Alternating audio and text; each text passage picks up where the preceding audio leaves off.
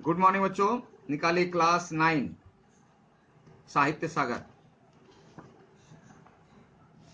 और आज हम लोग महायज्ञ का पुरस्कार समाप्त करेंगे, जिसमें हम लोग पेज नंबर 18 तक पढ़ चुके हैं।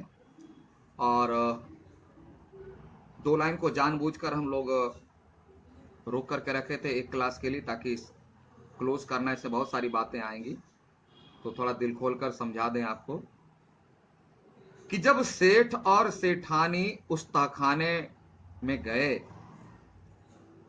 तो इतने जवाराहत थे कि देख करके उन्हें आश्चर्य हो रहा था और समझ में नहीं आ रहा था कि ये है क्या और कैसे है, क्यों है। तो उसी समय आकाशवाणी हुई, यानी आवाज हुई आकाश से, ओ सेठ, स्वयं भूखे रहकर महायज्ञ किसे कहेंगे?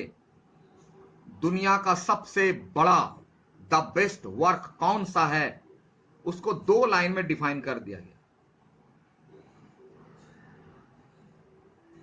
लिख लेना, स्वयं भूखे रहकर, फर्स्ट कंडीशन।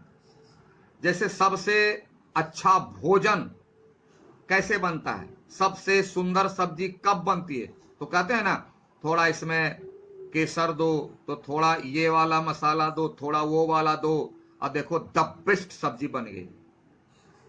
तो उसी तरह दुनिया का सर्वश्रेष्ठ नंबर 1 काम कौन सा है जो व्यक्ति कर सकता है, करना चाहिए, उसमें ये 4-5 बातें होनी चाहिए।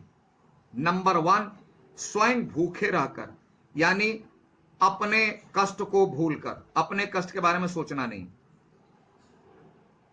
अपना कर्तव्य मानकर, अपनी ड्यूटी, यानी मैं मनुष्य हूं और मनुष्य होने के नाते हमें जो करना चाहिए ऐसा सोचकर।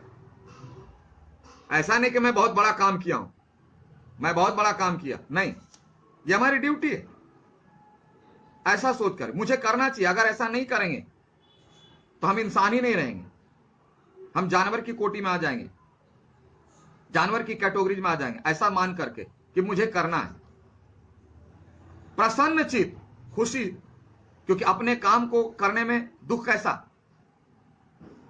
मैं पढ़ रहा हूं, मेरी ड्यूटी है पढ़ाना, तो इसमें तकलीफ किस बात की भाई, किस बात की तकलीफ? ये हमारी ड्यूटी है पढ़ाना, तो बड़े प्रसन्न से पढ़ाइए, प्रसन्नता से पढ़ाइए, आनंद लीजिए। तो कोई भी आप काम कर रहे हैं तो आनंद लीजिए, तो अपनी ड्यूटी के निभाने में आनंद लीजिए।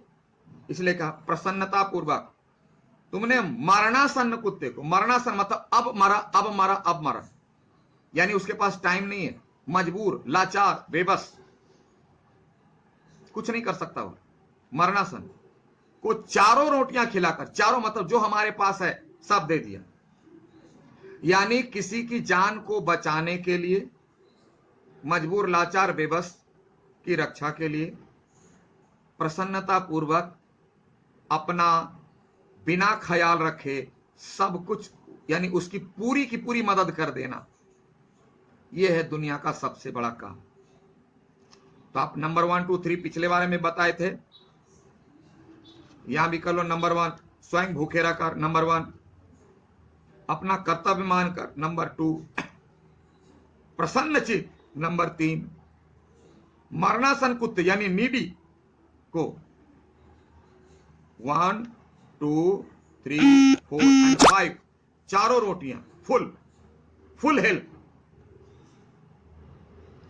अगर ये सारी बातें आपके कामों में हैं तो आपका काम, आपका कार्य यज्ञ से भी ऊपर महायज्ञ है। इसीलिए आकाशवाणी के थ्रू राइटर हमें पूरी दुनिया को समझा रहे हैं कि आप जो सोच रहे हैं कि दुनिया का सर्वश्रेष्ठ काम ये वाला है, वो वाला है, नहीं, यह है फॉर्मूला।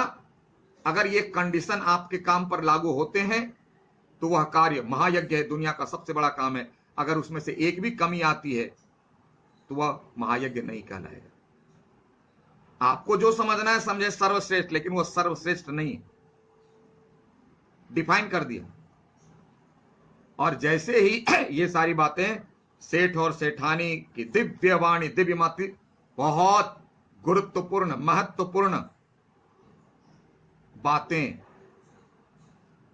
को सुनकर कृत कृत हो गए, मतलब धन्य धन्य हो गए, बहुत खुश हो गए, प्रसन्न हो गए कि चलो उनके काम को सराहा गया और उनका उन्हें पुरस्कार मिला।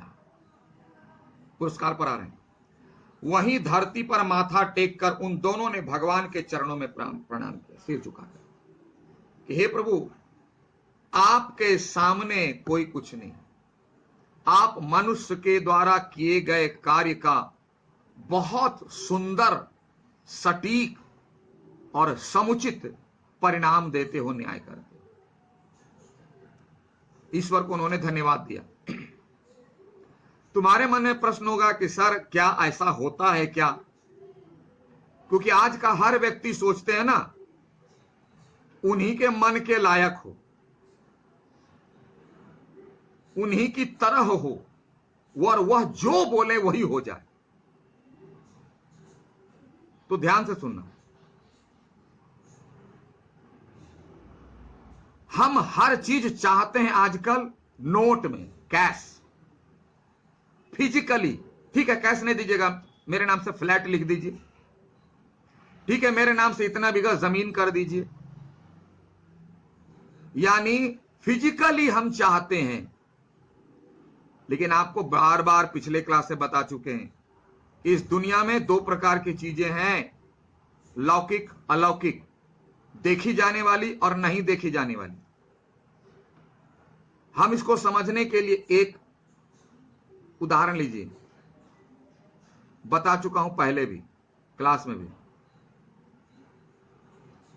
आप हमारे बहुत परम मित्र हो या परम शिष्य हो, मान लेते हैं आप हमारे बहुत प्रिय शिष्य हो, बहुत प्रिय शिष्य हो।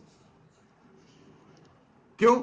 आप में गुण ऐसे हैं, आपने दायित्व निभाने का स्वभाव ऐसा है,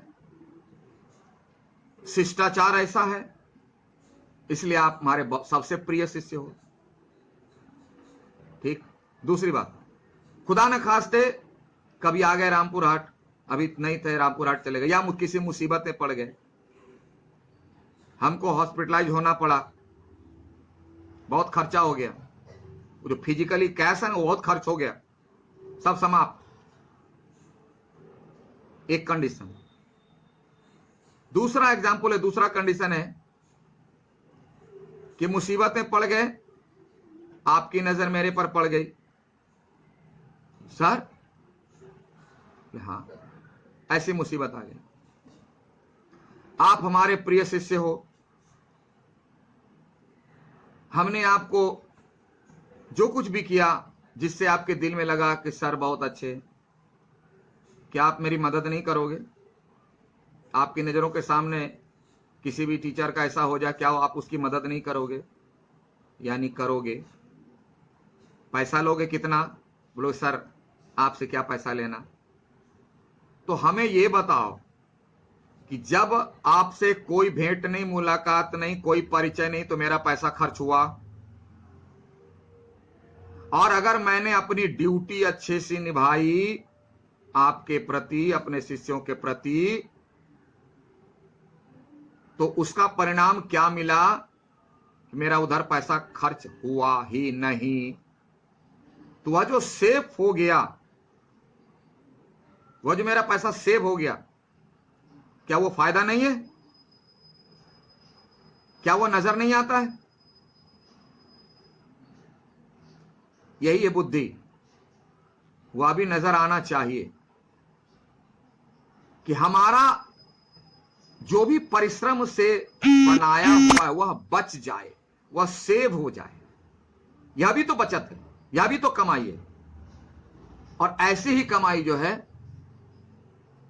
अच्छे कामों का परिणाम के रूप में ईश्वर देते हैं। अगर ये एग्जाम्पल नहीं समझे तो लास्ट एक सबसे हल्का, हम ईश्वर की बहुत भक्ति करते हैं, बोले प्रभु आपको जो करना है करो, उसके लिए हम अपनी ड्यूटी निभाते हैं, जैसे सेठ जी ने निभाया, बोला हमारी ड्यूटी करते हैं, ऊपर वाला जो करना है करे। हमें कोई भी परेशानी नहीं आती है, कोई बीमारी नहीं होती, कोई उल्टा सीधा खर्च नहीं होता है, ये हमारा सेव नहीं हुआ, हम जितनी मेहनत करते हैं हमारा सेव हो रहा है। यही तो है बचत, यही तो है पुरस्कार, यही है पुरस्कार। हम इतनी मेहनत करें, मेहनत से पैसा अर्न करें और सब पैसा चला जाए कहां? बीमारी में, हार्ट अटैक में, तो कैंसर में, तो तरह तरह की बीमारियों में खर्च होता रहे। यह क्या पुरस्कार है? नहीं, यह तो दंड है। उतनी मेहनत से पैसा भी कमाओ, पैसा भी खर्च होगा, पूरा परिवार परेशान, शरीर में कष्ट भी। तो क्यों न हम मानवोचित कर्तव्य करें जिससे हमारे सामने ऐसी परिस्थितियां ही ना आएंगी, और आना तो है, आएंगी, हम उससे आराम से निकल जाएंगे, उससे हमारी हानि नहीं होगी। यही वास्तव में पुरस्कार है। तो यहां सेठ जी के ऐसे पुरस्कार से इस तरह के पुरस्कार को समझाया गया, विजुअल से अनविजुअल को समझाया गया, नोन से अननोन पुरस्कार के बारे में समझाया गया कि अगर आप मानवोचित कर्तव्य करते हैं तो सेठ जी की तरह आपके घर में एक ट्रक जवाहरात नहीं आएगा, ना ही ऑनलाइन ट्रांसफर हो जाएगा 2-4 करोड़ रुपया, लेकिन आपके जीवन में आने वाली परेशानियां, जिसमें आपको कष्ट, जिसमें आपको खर्च होना है, नहीं होगा, नहीं होगा। और ऐसा ही पुरस्कार महायज्ञ का पुरस्कार होता है। इसी को समझाने के लिए इस तरह के पुरस्कार का उदाहरण दिया गया। ठीक है, लास्ट एक उदाहरण देते हैं छोटा सा। आप लोग टीचर को जानते हो, पहचानते हो, कितने वर्ष से आपको पढ़ा रहे हैं। अगर आपके दिल में टीचर के प्रति कुछ अच्छी भावनाएं जग गई मानवोचित कर्तव्य के तरह, तो जब भी आपके टीचर आपसे भेंट हो जाएगी, आप उनको परेशान नहीं छोड़ोगे। नहीं, कम से कम तो बोले चलिए सर खाना खा लीजिए।